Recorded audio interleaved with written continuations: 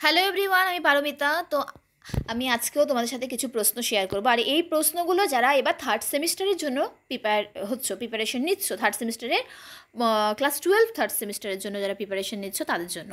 তো আজকের চ্যাপ্টারের নাম হচ্ছে সকলের জন্য শিক্ষা, যেটা হচ্ছে এডুকেশন ফর অল, তোমাদের বইয়ের 9 নাম্বার চ্যাপ্টার। তো আগের দিন তো আমি 10 নাম্বার চ্যাপ্টার থেকে তোমাদেরকে প্রশ্ন দিয়েছিলাম। তো আজকে আমি 9 নাম্বার চ্যাপ্টার থেকে তোমাদেরকে কিছু প্রশ্ন শেয়ার করব।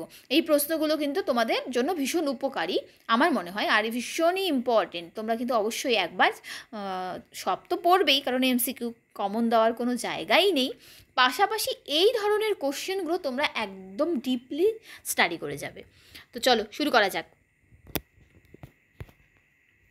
তো আজকের প্রথম কোশ্চেন দেখো কি বলছে। 1 নাম্বার কোশ্চেন বলতে পারো। বলছে সর্বজনীন শিক্ষার সুযোগ বলতে শিশুদের বাড়ি থেকে কত কিলোমিটারের মধ্যে বিদ্যালয় থাকবে? তো এটার উত্তর হয়ে যাবে ডি, অপশন ডি, 1 কিমির মধ্যে। এই যে সর্বজনীন শিক্ষার মধ্যে বলা হয়েছে যে শিশুদের বাড়ির থেকে 1 কিমি দূরত্বের মধ্যে প্রাথমিক এবং 3 কিলোমিটারের মধ্যে উচ্চ মাধ্যমিক শিক্ষা মানে বিদ্যালয় থাকতে হবে। পরের কোশ্চেন দেখো কি বলছে। ভারতবর্ষে সার্বজনীন প্রাথমিক শিক্ষার বয়সকাল কত? 6 থেকে 14 বছর, অপশন ডি হয়ে যাবে 6 থেকে 14 বছর বয়স। পরের কোশ্চেন কি বলছে। MLL বিভিন্ন ধরনের কিন্তু তোমাদের এবার দিয়ে দিতে পারে যে স্তম্ভ মেলাও, ফুল ফর্ম দিয়ে দিল, এক সাইডে হচ্ছে শর্ট ফর্ম দিয়ে দিল, যেমন এখানে লেখা আছে MLL। তো তোমাদেরকে বললো আর অপোজিট সাইডে তোমাদেরকে ফুল ফর্মটা দিয়ে দিল।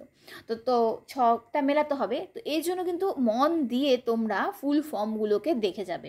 তো এখানে যেমন বলেছে যে MLL এর পূর্ণ নাম কোনটি? পূর্ণ নাম বলতে ফুল ফর্ম, পূর্ণ নাম হচ্ছে মিনিমাম লেভেল লার্নিং।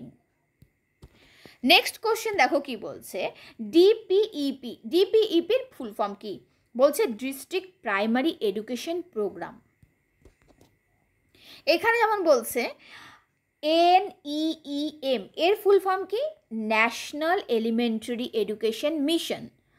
তারপরে কোশ্চেন বলছে লোক জম্বিশ, এটাকে না LJ, এটার একটা শর্ট ফর্ম হচ্ছে LJ। দেখবে অনেক স্তম্ভতে লেখা থাকে LJ মানে হচ্ছে লোক জম্বিশ। লোক জম্বিশ প্রকল্প কত খ্রিস্টাব্দে গৃহীত হয়? এটা হচ্ছে 2000 খ্রিস্টাব্দে গৃহীত হয়। পরের কোশ্চেন বলছে যে মিড ডে মিল প্রকল্প কত খ্রিস্টাব্দে? এটা কিন্তু মনে রাখবে 1995 খ্রিস্টাব্দে 15ই আগস্ট মিড ডে মিল প্রকল্প শুরু হয়। পরের কোশ্চেন বলছে দেখো right two education act RTE কত খ্রিস্টাব্দে সারা দেশে কার্যকারী? এটা কিন্তু মনে রাখবে, কার্যকারী কবে হয়? 2010 খ্রিস্টাব্দের 1 এপ্রিল এটা কার্যকারী হয়। নেক্সট কোশ্চেন দেখো কি বলেছে।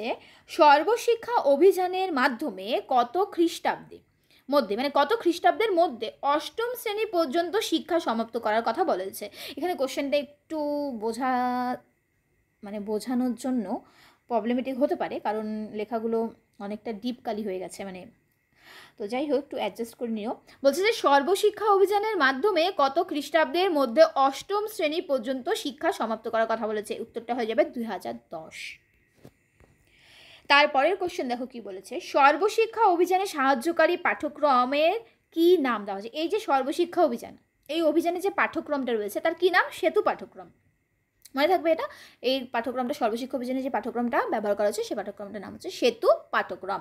তো সেতু পাঠ্যক্রম, সেতুকে ইংরেজিতে আমরা কিন্তু ব্রিজ বলি। তো অনেক ক্ষেত্রে কিন্তু তোমাদেরকে ব্রিজ পাঠ্যক্রমও থাকতে পারে, ব্রিজ কারিকুলামও দিতে পারে।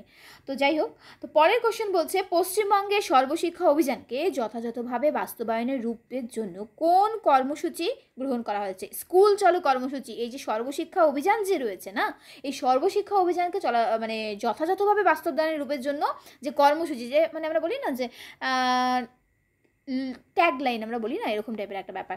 এই সর্বশিক্ষা অভিযানের যে ট্যাগলাইন বা কি, এটা হচ্ছে স্কুল চলো। নেক্সট কোশ্চেন বলছে পশ্চিমবঙ্গে 6ষ্ঠ থেকে 10ম শ্রেণী পর্যন্ত শিক্ষার্থীদের কোন ধরনের শিক্ষাদানের কথা বলা হয়েছে? জীবনশৈলী, লাইফ স্কিলস এডুকেশনের কথা বলা হয়েছে, কিন্তু অবশ্যই মনে রাখবে এটা কিন্তু ভীষণ ইম্পর্টেন্ট কোশ্চেন। কি বলেছে? এটা শিক্ষাদানের কথা বলা হয়েছে, এটার অ্যান্সারটা হয়ে যাবে লাইফ স্কিল, জীবনশৈলী। নেক্সট কোশ্চেন দেখো কি বলেছে। TLC ফুল ফর্ম কি? Total literacy campaigning. Next question সর্বশিক্ষা অভিযান কার্যকরী হয় 2002 খ্রিস্টাব্দে। নেক্সট কোশ্চেন যেটা আমি তোমাদেরকে বলছিলাম সেটা হচ্ছে যে সর্বশিক্ষা অভিযানে ব্রিজ কোর্সের পাঠ্যক্রমের নাম হচ্ছে সেতু পাঠ্যক্রম। নেক্সট কোশ্চেন বলছে যে মিড ডে মিল যে সাক্ষরতার কর্মসূচিতে চালু হয় সেটা হচ্ছে সর্বশিক্ষা অভিযান সাক্ষরতা যে রয়েছে সেখানেই রয়েছে মিড ডে মিল প্রকল্প। নেক্সট 3RS, এটা উত্তর হয়ে যাবে পঠন, লিখন এবং অ্যারাথমেটিক, অর্থাৎ রিডিং, রাইটিং অ্যান্ড অ্যারাথমেটিক, মানে পঠন, লিখন আর গণিত, 3RS। নেক্সট কোশ্চেন দেখো কি বলেছে যে ভিইসি এটার ফুল ফর্ম কি? Village education committee. Next question দেখো কি বলেছে ভারতীয় সংবিধানের কত নং ধারায় 10 থেকে 14 বছর বয়সে পর্যন্ত সকল শিশুকে, এখানে 10 হবে না, এখানে 6 হবে, 10 থেকে 14 বছর বয়সে পর্যন্ত সকল শিশুকে অবৈতনিক বাধ্যতামূলক শিক্ষার কথা বলা হয়েছে। তো এটা হয়ে যাবে আমাদের 45, তো এখানে 10 হবে না, এখানে হয়ে যাবে 6, 6 থেকে 14 বছর বয়স পর্যন্ত। ওকে, 45 নং ধারায় বলা হয়েছে এটা। নেক্সট কোশ্চেন দেখো কি বলছে সর্বশিক্ষা অভিযানের বর্তমান নাম। সর্বশিক্ষা অভিযান যে বর্তমানে যে নামটা পরিচিত সেটা হচ্ছে সর্বশিক্ষা মিশন। সর্বশিক্ষা মিশন বলা হয় সর্বশিক্ষা অভিযানকে এখন। তো তারপরে কোশ্চেন ডিপিইপি, এটা তো আমার মনে হয় আগেও করিয়েছি, district primary education programme. Next যেটা আমি বলি সবসময় যে একটা স্তম্ভ দিয়ে দিলে তোমাদেরকে কী ধরনের স্তম্ভ দিতে পারে, স্তম্ভ এ এবং স্তম্ভ বি। ধরো এদিকে সন দেওয়া রয়েছে আর এদিকে দেওয়া হয়েছে যে শর্ট ফর্ম, তো মেলাতে হবে। আমি যেটা একটু আগেই বললাম যে লোক জম্বিশ, যেটা এলজে একদম 2000 হয়ে গেল।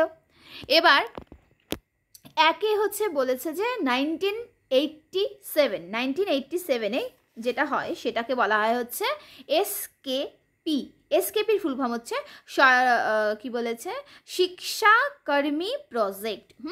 এটা হচ্ছে 1987 হয়। 1993 হয় হচ্ছে আমাদের ডিপিইপি। ডিপিইপির ফুল ফর্ম কী বললাম একটু আগে, ডিস্ট্রিক্ট প্রাইমারি এডুকেশন প্রোগ্রাম। তো এটা হয়ে যাবে আমার সিতে। আর 1995 হয়ে যায় হচ্ছে NPNSPE, এটার ফুল ফর্ম কি? National programme of nutritional support to primary education, যেটাকে আমরা বলি মিড ডে মিল। একটু আগে বললাম না যে মিড ডে মিল প্রকল্প কবে চালু হয়? 1995। তো এটা উত্তর হয়ে যাবে ডি।